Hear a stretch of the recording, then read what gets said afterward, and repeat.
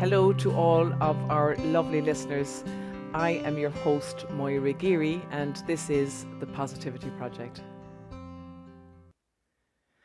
And today, on this episode, I'm continuing the theme of fear.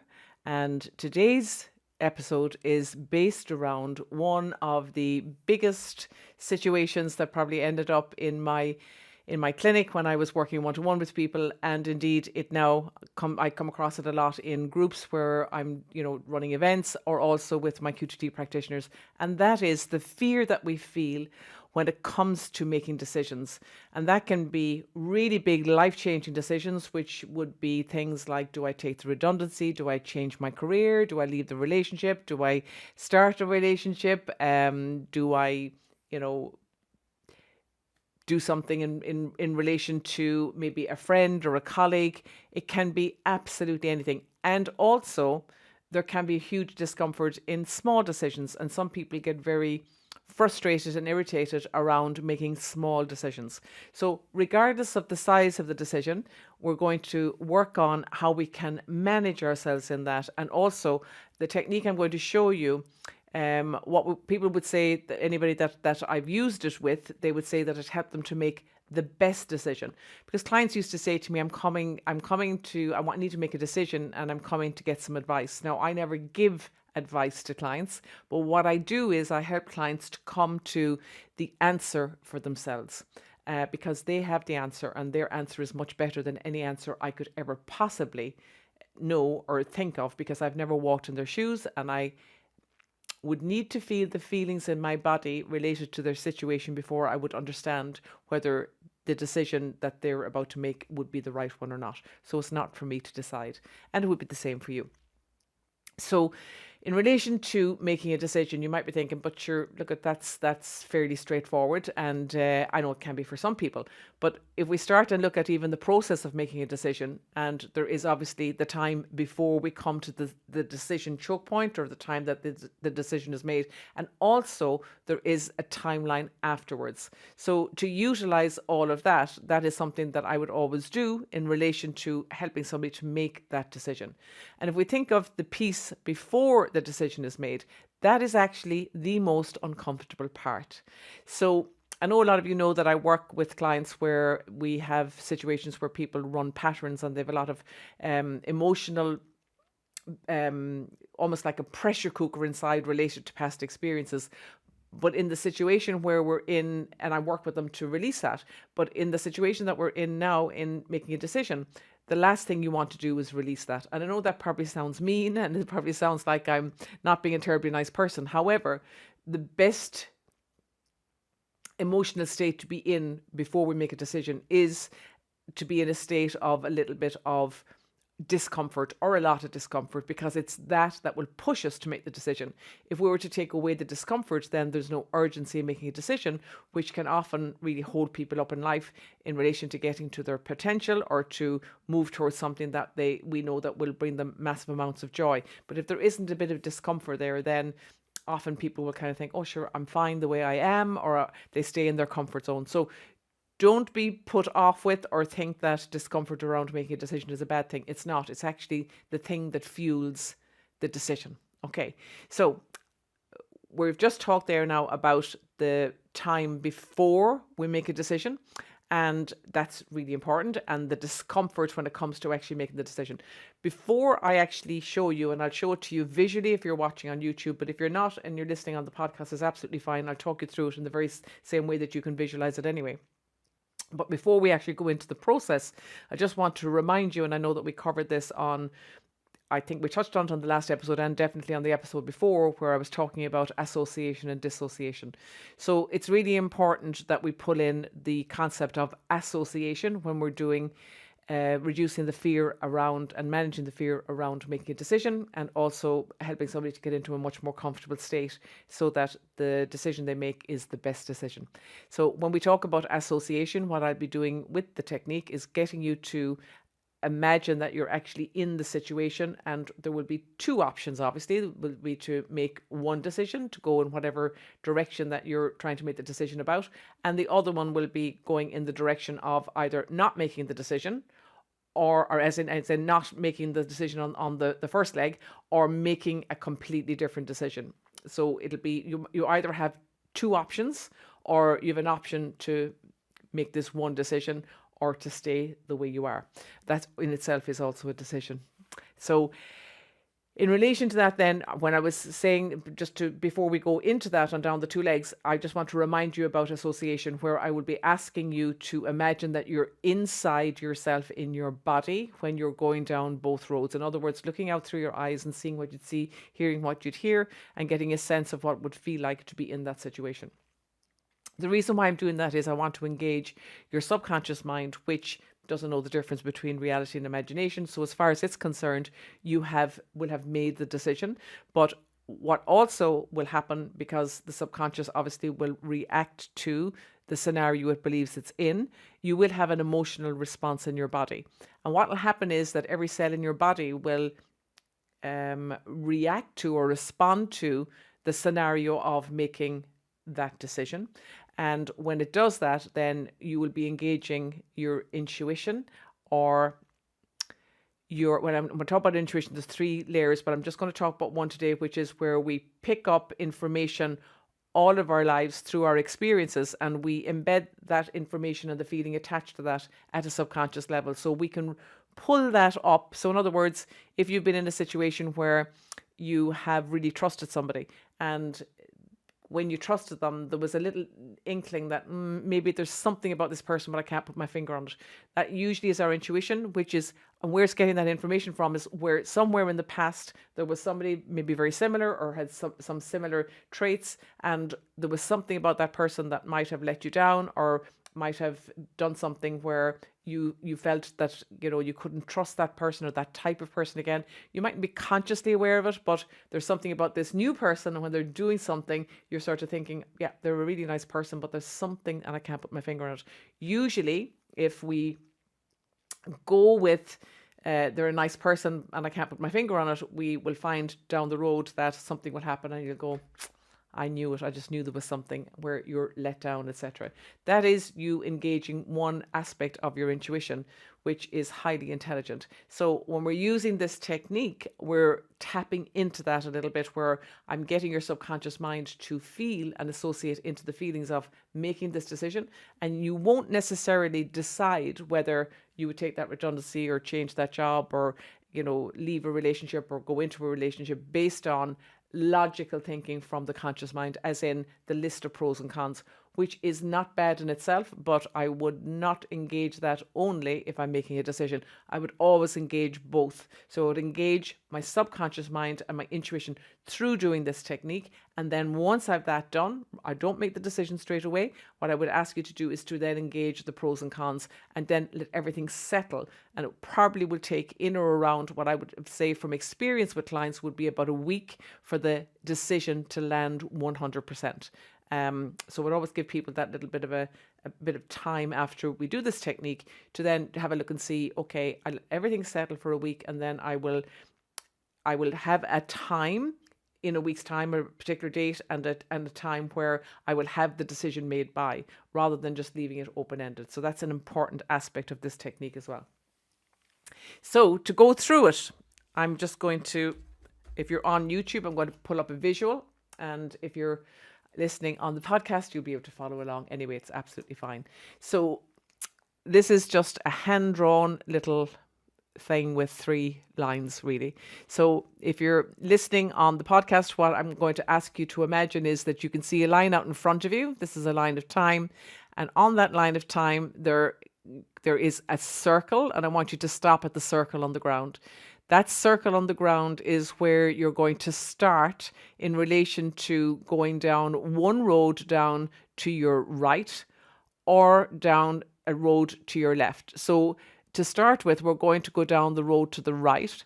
So I want you to imagine that you can see down the road to the right, and that is the leg of, or the road to, making this particular decision. So one side of the decision. So whether it is to leave the job. So just imagine it is a redundancy package, and you're deciding you want to leave the job. I want you to go down that road in yourself. So step into yourself and then step down that road.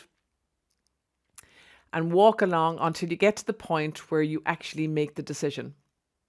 So what I want you to do is to then stay in the position of making the decision just for a moment. So just stay in here, and on YouTube I have it as a green dot. So be in your body, looking out through your eyes, seeing what you'd see, hearing what you hear, and getting a sense of what it feels like to make that decision. What does it feel like in your body? And obviously, if this is the best way to do this is with your eyes closed, but don't close your eyes unless it's safe for you to do so. And now that you're in that situation where you've made the decision, what I want you to do next is move on beyond that decision.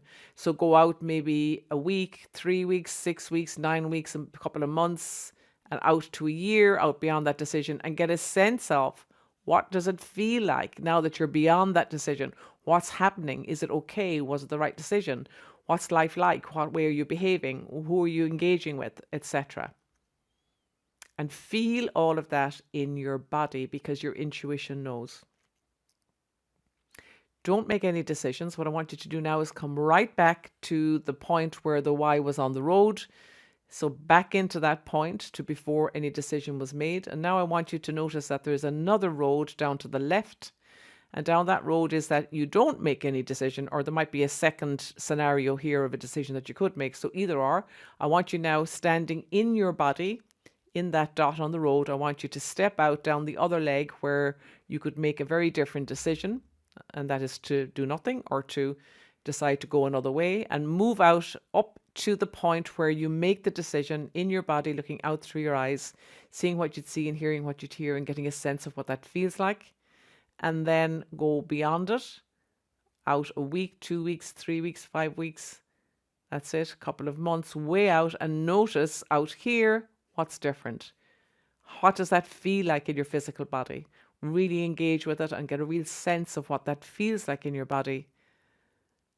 And when you're ready, just notice that compared to the other one, and then come back to now. When you come back to now, what I would say to you is you might instantly know what the right decision is. But what I always would say to clients is don't take action on it for a couple of days. You absolutely might be 100% sure, and that might be ultimately the decision that you make. However, it's not always the case. So what I would really suggest is that, first of all, notice how, and this goes back to the reason behind this particular episode, which is around how to manage fear and manage other, maybe for decision making would be, it's mainly fear actually, but it could be frustration or an irritation as well. But how you manage that by just doing that little technique. Because what it's done is it's actually allowed your subconscious to experience either or. And it allows the subconscious to know that you have options and what the options will feel like, which stops it from worrying about, will I make the wrong decision? Because now it's had a feel of both scenarios. And that's all it's looking for, is to feel what it would feel like if I went one way and feel what I'd feel like if I went the other way. Now, I know it's not an absolute, intense feeling as if it's actually happened. Now, for some of you, you will be able to create that, but for other people, it's a sense that you're getting when you're going down both roads. Either or, your subconscious will be satisfied to a degree, which means that you will be managing your fear or managing any worry or concern that you might have around making the decision. Then I would ask you to decide, when am I going to take action on this decision? And I would highly recommend that you do it. You do that within a week, and you decide on a date and you decide on a time. And usually if clients were working with me, they were always had to text me or call me to let me know what the decision was by that time. But I would highly recommend that you might have a friend or somebody that you can trust, that you tell them, I have a decision to make and I need to have that decision made by, next Wednesday at 3:00. So I'm just going to ask you if it's okay with you if I let you know that I've made that decision, or if you want to share the decision with them, obviously go and do that as well. Very powerful technique and incredible with managing the emotions around decisions, because I know that that's one of the biggest, it was a very, very common and popular scenario that people would turn up with in the room that I obviously would work in when I used to work one-to-ones. And also, as I say, hugely popular in relation to the events that I run, that people often say I'm finding it very difficult and I'm very stressed around not being able to make a decision. And also with QTT practitioners, it's something that will come up in the room for them as well. And obviously they work one-to-one with clients with it. So short and sweet on this one, but very powerful. So don't underestimate the power of it just because the video and the podcast might be quite short. But going back to do a very quick summary of that, when we are about to make a decision, we feel uncomfortable. It's good to feel uncomfortable because that's what will drive us to make the decision.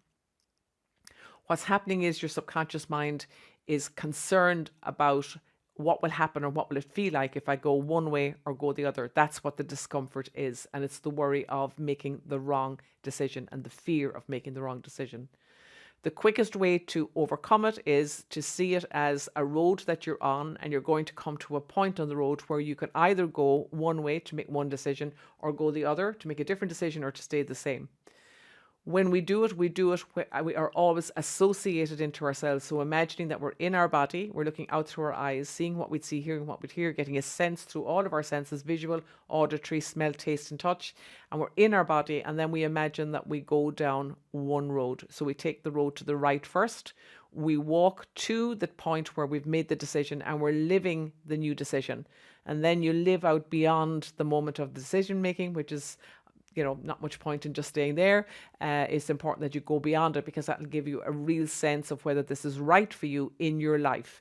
Often when people just stay at the point of decision making, they get a sense of relief because a decision is made. But when we go beyond it, people often say, oh my God, that's actually completely different. I didn't expect it to feel like that beyond the moment when I made the decision. I just was looking for the relief for the fact that I'd made a decision. So it's really important that you go beyond the decision. And again, being in your body and getting a real visceral experience of what that would feel like when you have made that decision. What would life be like? How would people around you be? How would you be acting, behaving, reacting, responding, and enjoying life or whatever? Then once you're familiar with that feeling and your subconscious has got a sense of it, we bring you back to the point in the road where the why is. And if you like, you can actually step off the road for a second or step out of yourself. That's kind of a good idea to do as well. Not necessary, but it can be. It's a bit like you're breaking your state or you're just coming back to normal. And then you get yourself back into the feeling of indecision and you haven't made the decision. And then you step out onto the other road, which is either that you stayed the same or you make a completely different decision. You move out to the point of the decision as you're in your body, again, looking out through your eyes and seeing what you'd see, etc. And then you go beyond that point. So way out 3 months, 6 months, 9 months, and get a real sense of what your life would be like out there with that second option. Feel it in your body and allow your subconscious to get familiar with it so that it can engage the fabulous information it has from your intuition, from all of your past experiences, and then come back to now.